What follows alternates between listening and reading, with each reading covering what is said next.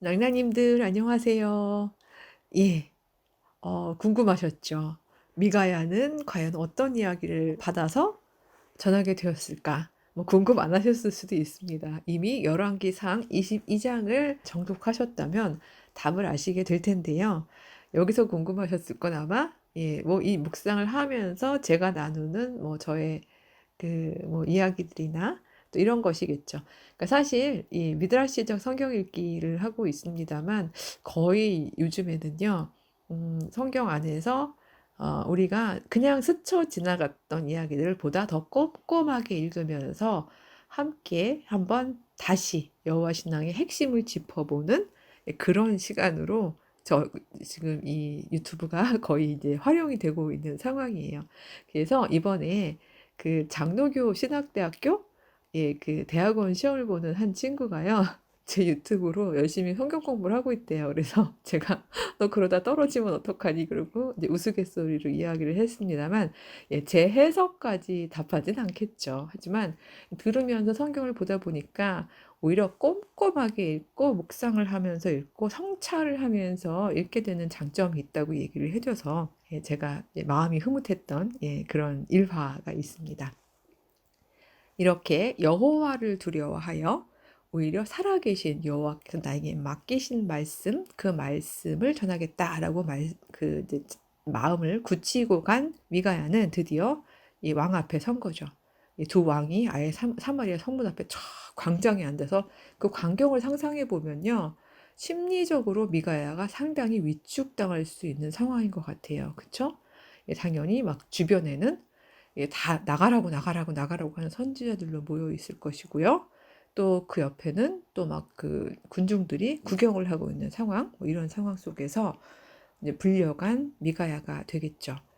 열왕기상 22장 16절에 이제 왕이 이릅니다. 아합 왕이겠죠. 15절부터 읽어야 되겠네요. 이제 왕이 그에게 이르네요. 우리가 길랏 라못으로 나아가서 싸우면 그 싸우러 갈까 말까 싸우면 이기겠는데 싸우러 갈까 말까 이렇게 얘기했더니 미가야가 이렇게 얘기합니다. 올라가서 승리를 얻으소서. 여호와께서 그 성읍을 왕의 손에 넘기시리이다. 어조가 어땠을까요? 그냥 제가 뭐 연기 욕심이 있는 건 아니지만 진심을 담아서 얘기하진 않았을 것 같아요. 왜냐하면 그랬다면 16절이 나오지 않겠죠. 내가 몇 번이나 내게 맹세하여야 내가 여호와의 이름으로 진실한 것만으로만 내게 말하겠느냐라고 얘기하는 것을 봐서 앞에 부분에서는 이미 그 되게 비아냥 얘기했을 수도 있을 아 올라가세요. 예, 왕의 손에 넘기실 거예요. 뭐 이런 식의 이야기를 했겠죠. 그러니까 앞에서 쭉 들은 얘기를 한 건데 왠지 진실성이 없어 보이는 건 아합도 아는 거예요. 예. 그러니까 아우 야 정말 그러지 마. 그러니까 알아. 나도 네가 그렇게 좀 기분 나쁜 얘기하는 걸 알긴 하지만 그래도 여호와께서 얘기하신 걸 얘기하란 말이야. 그러니까 여호와의 선지자의 예언의 원칙을 알고 있는 거죠. 예. 그러자마자 17절이 되어서 비로소 미가야가 사실을 얘기합니다. 내가 보니 온 이스라엘이 목자 없는 양같이 흩어져 있는데 산에 여호와의 말씀이 이 무리에게 주인이 없다. 그래서 각각 자기의 집으로 돌아갈 것이다. 라고 이야기를 하셨습니다. 이 말의 18절에 보면 18절은 제가 그냥 안 읽고요. 제가 약간 얘기하면 이제 너무 그려져서 그래요. 아마 아합 왕이 막 실망한 표정으로 여호사밧에게 거의 읽듯이 얘기했을 거예요. 저거 봐요, 저거 봐요. 내가 저 사람이 기란 예언은 하나도 안 하고 항상 흉한 것만 예언한다고 얘기했죠? 라고 이야기를 하는 거죠. 근데 여기서 그치지 않습니다. 미가야는 19절에서 자기가 환상 중에 보았던 장면을 쭉 이제 얘기하게 되는데요. 왜 나중에 예언자 이사야도 보면은 그 환상 중에 이렇게 장면들을 보잖아요. 미가야도 지금 그런 장면이 있는 거죠. 내가 보니라고 되어 있잖아요. 여호와는 보좌에 앉으셨고 하늘 만군이 좌우편에 있는데 여호와께서 그렇게 말씀하셨다는 거죠. 누가 아합을 꾀어 그를 길랏 라못에 올라가 죽게 할꼬. 결국 그 영의 어떤 그 이 인간 안에 우리 인간 내면에서 우리가 이럴까 말까 저럴까 생각할 때가 있잖아요. 하나님의 영이 이끄시는 대로 가지 않는 자들은 이렇게 미혹한 영, 여기서 보면 22절에 거짓말하는 영이라고 되어 있죠. 이렇게 미혹한 영에 사로잡힐 수밖에 없습니다. 이것은 두 영 사이에서 저울질하고 시험을 들게 하시는 여호와의 강조점이 있는 게 아니라 우리가 온전한 여호와의 뜻을 알지 못할 때, 우리가 마음의 중심이 없을 때, 갈짓자로 걸을 때, 왔다 갔다 할 때, 신앙의 핵심이 무엇인지 알지 못할 때, 이럴 때는 이렇게 미혹한 영에 사로잡힐 수 있다라는 이야기를 저는 넣은 일화라고 생각을 합니다. 결국 그 미가야의 이런 이야기를 이렇게 굉장히 아마 극적으로 이렇게 자기가 즉 보았던 내용을 전했겠죠. 이걸 듣자마자 24절에 보면요, 시드기야 참 대단한 것 같아요. 예, 갑자기 미가야의 뺨을 쳤대죠. 예, 그러면서 그 다음 말이 가관입니다. 여호와의 영이 나를 떠나 어디로 가서 내게 말씀하시더냐. 이 당시만 해도 여호와의 영이 많이 내게 베풀어질 것이다라는 어떤 개념이 없었기 때문에 여호와의 영을 받는 사람은 되게 소수의 굉장히 영성 깊은 선지자들에게만 가능하다라고 생각을 하고 있었던 거죠. 그러니까 시드기야가 이미 여호와의 말씀이라고 자기가 얘기를 해버린 거잖아요. 그리고 자기는 여호와의 말씀에 그 철로 만든 그 창 그걸로 찌를 거라고 막 얘기를 한 건데 완전히 반대의 이야기를 하고 있는 거잖아요. 그러니까 자기가 살려면 뺨이라도 때려야죠. 미가야의 뺨을 때리면서 얘기한 거예요. 심지어 여호와의 영이 언제 나를 떠나서 너한테 간 거야? 막 이런 얘기를 하는 거죠. 그때 미가야가 아휴 참 네가 나중에 골방에 들어가서 숨는 그날에 보리라. 즉 지금 너가 창피해서 그쵸? 지금까지 한 얘기, 이 광장에서 떠든 얘기가 너무 창피해서 결국은 숨는 날에는 그날에 어떤 일이 되는지를 보겠지라고 이야기를 하는 거죠. 자, 이런 광경에서 지금 시드기야의 퍼포먼스와 미가야의 환상을 본 예언 이 사이에서 사실 여전히 아합은 선택지가 있었어요. 왜냐하면 자기도 물어봤잖아요. 내가 길랏 라못으로 올라갈까 말까? 자, 이렇게 얘기했다는 건 물론 자기의 원은 있지만 자기 영토를 확장하려는 이런 인간적 욕망은 있지만 그러나 여전히 이것이 여호와 전쟁으로 가할까에 대한 부분에 있어서는 사실은 그래도 여호와께 묻고 싶은 마음도 한구석에 있었던 거죠. 그러니까 아합의 슬픔은 이거예요. 아합은 진짜 반반, 뭐 후라이드 반, 뭐 양념 치킨 반도 아니고 이 반반의 인생을 살다 보니까 늘 이렇게 진짜 갈짓자로 걸었던 왕이었던 거죠. 근데 이런 상황을 보면서도 그에게 마지막 선택의 기회가 있었음에도 불구하고 그는 여호와 전쟁이 언제나 대부분은 방어전이었다는 것. 지금 무슨 말인가 하면요. 이건 자신의 영토를 확장하기 위한 전쟁이 아니라 이스라엘 백성을 방어하고 보호하기 위한, 즉 살리는 전쟁이었다는 그 원칙조차 까먹고 잊어버리고 있었던 것 같아요. 그러니까 자기의 답대로 말해준 사람한테 결국은 혹 넘어가게 되는 거죠. 그래서 26절 이하를 보게 되면요. 결국은 누구를 가두게 되나요? 미가야를 가두고 고생의 떡, 고생의 물을 먹이게 해라. 언제까지? 내가 평안이 돌아올 때까지, 내가 승리하고 돌아올 때까지는 얘를 가둬라 라고 이야기를 하게 되는 거죠. 28절에 보면 미가야는요 단언을 합니다. 왜냐면 자기가 하나님께 받은 답이니까요. 아이고 참으로 평안이 돌아오실진데 그럴 거면 여호와께서 그렇게 나에게 말씀을 하셨겠습니까? 이러면서 거기 이미 모여서 구경하고 있는 백성들 다 있잖아요. 너희 백성들아 지금 다 들었지? 기억해라 라고 이야기를 하는 거죠. 제가 지난 시간에도 말씀을 드렸습니다만 물론 기적은 항상 필요할 때에 여호와가 선지자들을 통해서 혹은 이스라엘의 지도자들을 통해서 보여주셨지만 결국 여호와를 따르는 사람들에게 정말 필요한 것은 기적이 아니라 기억이다라고 말씀을 드렸잖아요. 그러니까 자, 이걸 다 봐라. 제대로 기억해 놓아라. 어떻게 되는지 라는 이야기를 한 거죠. 근데 아합이 정말 시드기야의 말을 제대로 믿었으면 아마 그리고 이것이 여호와의 정말 성스러운 거룩한 전쟁이고 여호와의 전쟁은 늘 이길 수밖에 없거든요. 그걸 믿었다면 오히려 그 전쟁의 그 믿음 속에서 선봉장으로 쓴다는 것은 굉장한 영광이거든요. 그랬다면 자기는 진짜 정말 왕의 복장을 하고 왜냐면 이제 눈에 띄는 거죠. 충분히 믿음으로 나갈 수 있었을 텐데 아닌 걸 알았던 것 같아요. 그러니까 30절에 보면요. 아합이 여호사밧에게 그럽니다. 나는 변장을 할 테니 당신은 왕의 복장을 입으세요. 네. 저는 이 두 사람의 관계도 한번 깊게 묵상해 보면 참 재밌을 것 같아요.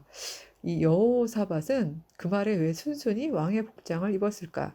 이 사람은 진짜로 시드기야가 여호와의 말씀을 전하는 사람이라고 믿고 이 전쟁에서 자기네가 이길 거라고 생각했을까? 자기네가 전쟁에서 이길 거였으면, 왜냐면 전쟁에서 이길 거였으면 장수가 영광을 받는 거는 뭐 당연할 수 있으니까. 그래서 입었을까 생각해 보면 22장 전체에서 나타나는 여호사밧은 상당히 교활하거든요. 근데도 왕복을 입었단 말이죠. 그래서 이 부분 보면 또 그럼 이 사람이 여호와를 섬기긴 하나? 그래서 미가야의 예언을 믿은 건가? 내가 왕복을 입거나 말거나 이 전쟁에서 죽을 사람은 아합이다. 믿었을까? 굉장히 많은 질문. 우리 미드라시 원칙이기도 했었죠. 질문하면서 읽어라. 굉장히 많은 질문이 생기는 열왕기상 22장이기도 합니다. 어쨌든 순순히 입었어요. 그리고 이스라엘 왕은 그냥 변장을 했어요. 그냥 뭐 적당히 일개 그 병사들 중에 한 사람으로 병거를 이렇게 모는 정도로 변장을 했을 수도 있겠죠. 그 아람 왕은 마침 지휘관들에게 명령을 내렸어요. 그의 전술입니다. 야, 그냥 뭐 이 사람 저 사람 싸우면서 힘 뺄 거 없다. 오직 이스라엘 왕만 타겟을 해라. 그래서 우리 그 적장을 그냥 빨리 죽이고 끝내자. 이렇게 하는 그 이제 작전을 세운 거죠. 그래서 이 병거의 지휘관들이 보니까 여호사밧만 눈에 띄잖아요. 그래서 저 사람이 아합이구나라고 생각해가지고 막 싸우려고 했는데 재밌는 거요. 여호사밧이 소리를 지르는지라 이렇게 돼 있거든요. 무슨 소리 질렀을까요? 예, 제가 이런 그 심각한 전쟁 상황에서 이렇게 얘기하면 안 되겠죠. 나 이스라엘 왕 아님? 그런 이야기를 질렀을까요? 왜냐면 33절에 보면 나름 근거 있어요. 병거의 지휘관들이 그가 이스라엘의 왕이 아님을 보고 쫓기를 그치고 돌이켰더라라고 되어 있거든요. 그런 거 보면 막 도망가면서 나 이스라엘 왕 아님 뭐 이랬을 수도 있고요. 예. 왜냐하면 이 당시는요, 뭐 지금처럼 텔레비전이 있는 것도 아니고 왕 얼굴 다 기억하고 뭐 알고 있는 거 아니잖아요. 그러니까 뭐 이 왕 얼굴 보고서 이 아무리 지휘관들이라고 한들 이스라엘 왕 얼굴이 어떻게 생겼는지 알게 뭐예요, 그쵸? 예, 뭐라고 소리 질렀을지 굉장히 궁금해집니다. 여러분은 계속 알려주시고 있지만 여기서의 미드라시도 저는 제가 요즘에 너무 학교에 일이 많아서 미드라시 쓰기에 짬 시간도 낼 수 있는 정도가 지금 안 되고 있지만 이것도 막 해보고 싶은 부분이기도 합니다. 동영상의 장점은 이렇게 기록해 놨다가 저도 기억했다가 언제 한번 시간 있을 때 한번 해볼까 봐요. 네. 어쨌든 중요한 사실은 34절 이하의 일인데요. 너무 슬퍼요. 이 기록의 이 문장을 봐도요. 한 사람이 무심코 활을 당겨 이스라엘 왕의 갑옷 솔기를 맞췄대죠. 참 이게 무심코 활을 당겼는데 갑옷에 어떤 땅땅한 부분도 아니고 솔기 사이에 틈으로 맞춰져서 그 사람이 부상을 입을 확률은 그렇게 많지 않은데, 그쵸? 그럼에도 불구하고 그렇게 된 거예요. 그 병거 모는 자에게 이르기라고 된 거, 일개 병사로 참여하진 않았나 봐요. 최소한 병거를 모는 사람이 있고 그 안에 뭐 약간의 일종의 지휘관 정도로 참여를 한 것 같죠? 예, 그래서 내가 부상하였으니 얼른 도망가자 라고 이야기를 하는 거죠. 튀자 이거죠. 근데 이게 튀기가 어려웠어요. 왜냐하면 전쟁이 맹렬했기 때문에요. 이게 이제 가운데 붙들린 거예요. 그래서 어쩔 수 없이 계속해서 이 아람 사람들을 막다가 저녁에 이르러서 완전히 탈진하고 과다출혈로 죽게 된 거죠. 그리고 37절에 보면 이미 왕이 죽었기 때문에 시체를 메어서 사마리아에 이르러 왕을 사마리아에서 장사했다고 되어 있습니다. 예, 그러니까 참 너무 슬픈 일이에요. 예, 그 뒤에는 열왕기상은 이렇게 그 22장으로 끝나게 되거든요. 그리고 뒤에 나오는 이야기는 이제 아합이 죽었으니까 왕이 계승이 되는 이야기들로 쭉 이어지게 되는데 너무 이 묵상을 하다 보니까 뭐 두 번에 걸쳐서 했습니다만 아합이 늘 그렇게 갈팡질팡하면서도 양손에 도저히 병행할 수 없는 떡, 보통 뭐 일거양득이란 말도 있고요. 뭐 뭐죠? 뭐 도랑치고 가지 잡고 이거는 맞는 건지 저는 자신이 없습니다. 꿩 먹고 알 먹고는 확실한 것 같고요. 예, 그다음에 일타 쌍피 뭐 이런 말도 있고요. 예, 그건 여기에 적합한지 제가 모르는, 예, 제가 그런 용어를 잘 몰라서, 말하자면 게임 용어죠. 예, 전통 게임, 예, 그것도 잘 모르겠고, 어쨌든 이 두 개를 한꺼번에 얻을 수 있음에 대한 그런 많은 속담들이 있습니다만, 이 두 가지는 함께 얻을 수 있는 게 아니었던 거예요. 즉, 그냥 임의대로 여기 시드기야도 자기를 위하여, 즉 나를 위하여 모든 게 잘못됐다는 것이 아니라 인간의 이기심, 나를 높임, 그러기 위해서 다른 사람들의 희생까지도 아무렇지도 않게 버려가면서까지 내 이기적 교만한 마음을 성취함, 이것과, 이게 소위 말하는 고대 근동의 왕들의 다스림이죠. 여호와의 그 살아계심에 있어서 그의 힘으로 사람들을 살리고 보호하고 꼭 필요할 때만 여호와 전쟁에 임하는 바로 이런 여호와의 통치 아래 있음. 이 둘은요, 양손에 잡을 수 있는 게 아닌 거예요. 꽉 먹고 알 먹고가 안 되는 거죠. 이거는 둘 중에 하나를 택일 할 수밖에 없는 선택지의 삶이었던 건데, 아합은 슬프게도 이 절대로 같이 가져갈 수 없는 이 둘 사이에서 아슬아슬하게 줄타기를 하면서 이리도 못 가고 저리도 못 가면서 늘 제가 갈지자로 걸었다고 이야기를 했는데, 그런 인생을 걷다가 결국은 마지막 선택지 역시 이런 어리석은 선택을 하고 죽음에 이르게 된 거죠. 모든 죽음이 사실은 저주는 아닙니다만, 우리가 여로보암의 아들 이야기를 할 때도 우리가 묵상을 했었죠. 죽음이 곧 저주는 아니죠. 슬로보앗의 딸들의 자기 아버지에 대한 변론에서도 이야기를 했었고요. 하지만 그렇다고 또 이렇게 뭐 활마다 죽은 것도 저주인 건 아니에요. 하지만 지금 이 과정이 보여주는 것은 아합이 정말 아무런 명분도 없는, 누군가를 보호하기 위한, 살리기 위한 전쟁도 아닌 자기의 영토 확장을 위한 전쟁에 임하면서 감히 망령되게 여호와의 전쟁이라는 여호와의 명분을 가지고 이스라엘 사람들을 동원하려고 했구나.